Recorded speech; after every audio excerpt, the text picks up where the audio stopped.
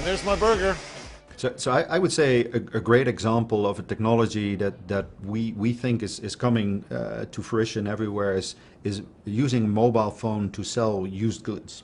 I think in America, Craigslist is something that everybody knows, and I think has worked well in the past. But it's something that requires a bit of work to sell your item. Now we've come with a business like LetGo, which we're a big investor in, to the point where you basically just need to point your mobile phone camera at stuff you don't want to own anymore, and just by pushing a single button, the phone will take a picture, it will recognize what it is you want to sell, it will suggest a price for what you want to sell, and it will immediately post it on the web, which gives people a huge audience with absolutely zero effort to sell their used goods. This trend, of course, is proliferating worldwide, but nowhere is it more prevalent than in China. Jonathan Crane is an American entrepreneur who got his start bringing the world's most popular music acts, like the Rolling Stones, Whitney Houston, and Beyoncé, to China roughly 20 years ago. He explains the incredible transformation he saw take place in just a few years. Doing business in China, what you immediately see is that things move very quickly over there. People are very fast at innovation, and also adoption is much faster in China than anywhere else in the world. An example is we had a ticketing company, and when we started that ticketing company, it was probably 2004, and it was a cash society still. We then saw in 2005, 2006, people were starting to use debit cards.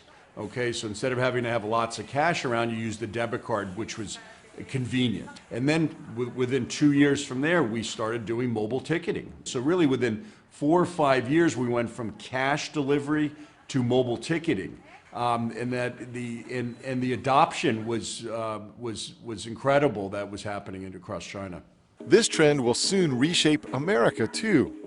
This is all just a preview of how it will play out. Brian Takango has been traveling across Asia to research and invest in local businesses since 1999. He's got a remarkable track record of finding future blue chip companies when they are just still small firms. I met with Brian recently in Hong Kong.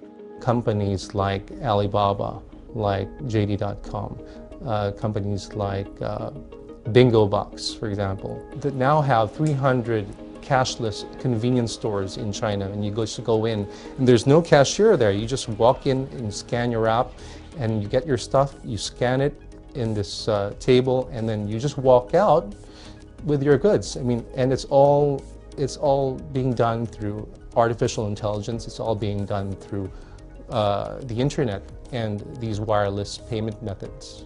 I went to one of these employee-less stores in Shanghai. All right, Steve, we're coming out of the subway here in suburban Shanghai. This is a middle-class area. This is not fancy. This is not cutting edge. This is just average China. But you can do a lot of things, including visit an unmanned store just with your face.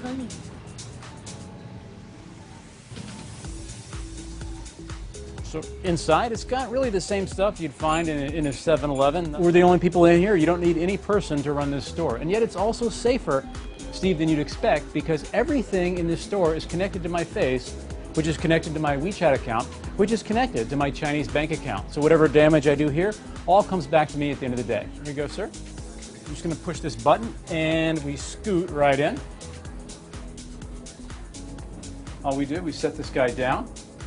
I'm going to show my face. Not proud of that picture, but it'll work. I'm going to scan this QR code with my WeChat app. And simple as that. No employees. No employees. Took just a few, probably faster checkout than if we had employees. Here's your Coke, by the way. Okay, thank you. So that's the future, right here in China. So one of the things that I think is really transforming people's lives is how people use WeChat in China. So for example, when people decide to meet some friends for dinner, they typically would invite them via WeChat because they're obviously in their contacts.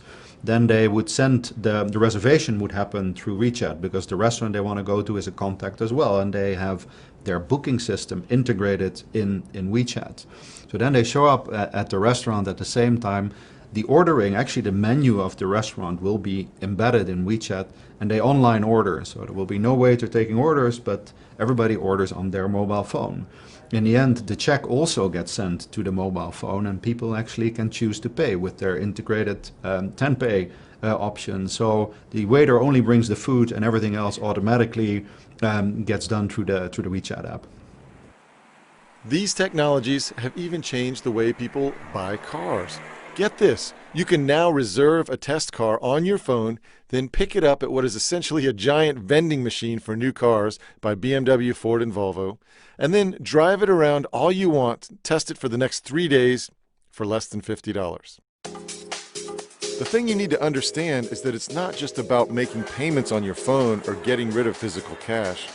This development creates hundreds and hundreds of new business ideas. This is the future for us in America, but it's all unfolding right now in real time here in China.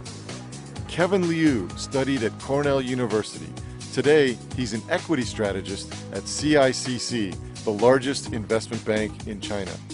Kevin is part of what is widely considered to be the best equity research team in the country, and we met up in Beijing. Back to 2006, it's roughly just over something like 1% in China with regard to like mobile penetration. In 2006, 1% of Chinese people had mobile internet. Today, it's at least 50%. At least. At least, yes. At least. My life is kind of tied, very closely tied with my phone. Today, the amount of money the Chinese spend on e-commerce is 42% of the world's total. That means the value of China's e-commerce transactions is now larger than the value of the e-commerce transactions from France, Germany, the UK, and the US combined.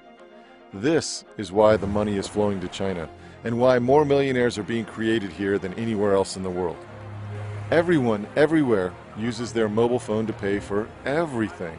Food, train tickets, plane tickets, tolls, clothing, fast food, everything with their mobile phone.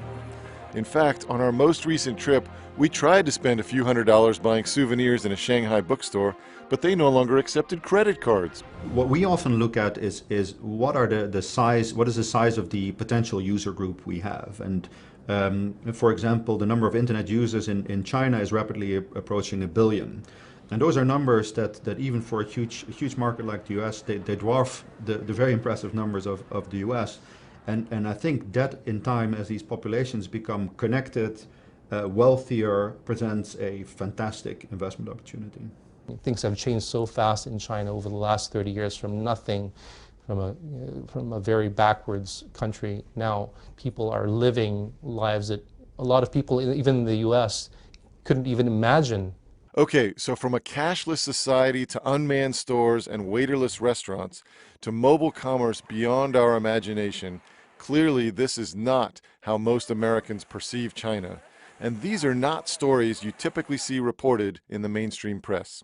However, this is the reality in China today. But hold on, you might be saying to yourself, I thought this was a communist country. This doesn't sound like communism to me. Well, as Jim Rogers said earlier, California and Massachusetts are probably more communist than China. And the truth is, while the Chinese call themselves communists, they are actually among the best capitalists on earth. And this is part of what's caused such a radical distortion between perception and reality in China today. China isn't a communist country anymore. It's not a Marxist communist regime like it was under Mao Zedong. It has advanced much more into what you might call a form of autocratic capitalism.